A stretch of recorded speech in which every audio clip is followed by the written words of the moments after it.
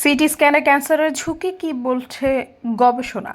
যুক্তরাষ্ট্রে 2023 সালে করা সিটি স্ক্যানের কারণে ভবিষ্যতে 1 লাখের বেশি অতিরিক্ত ক্যান্সার রোগী শনাক্ত হতে পারে বলে সতর্ক করেছেন গবেষকরা।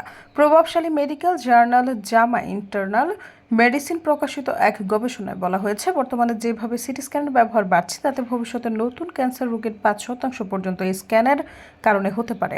যুক্তরাষ্ট্রে গত এক দশকে সিটি স্ক্যানের সংখ্যা বেড়েছে প্রায় 30%। শুধু 2023 সালেই 62 মিলিয়ন মানুষের শরীরে করা হয়েছে প্রায় 93 মিলিয়ন সিটি স্ক্যান। গবেষণা বলছেন, একবার সিটি স্ক্যান করলে ঝুঁকি খুব বেশি না হলেও শূন্য নয়। সবচেয়ে বেশি ঝুঁকিতে থাকা শিশুরা ও কিশোররা, কারণ তাদের শরীর এখনও গঠনের পর্যায়ে রয়েছে। তবে মোট স্ক্যানের 90%ই করা হয় প্রাপ্তবয়স্কদের উপর, তাই ক্যান্সার ঝুঁকির বড় অংশ এই গ্রুপের মধ্যেই।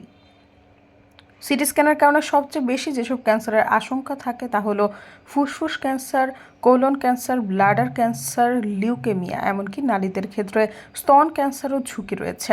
এই গবেষণা বলছে, 2009 সালের একটি গবেষণায় ভবিষ্যতে সিটি স্ক্যান সম্পর্কিত ক্যান্সার রোগের সংখ্যা ধরা হয়েছিল 29,000। নতুন গবেষণায় সেই সংখ্যা 3 গুণ বেড়ে দাঁড়িয়েছে 1 লাখেরও বেশি। সৈয়দা ফারিয়া, সমযোগ।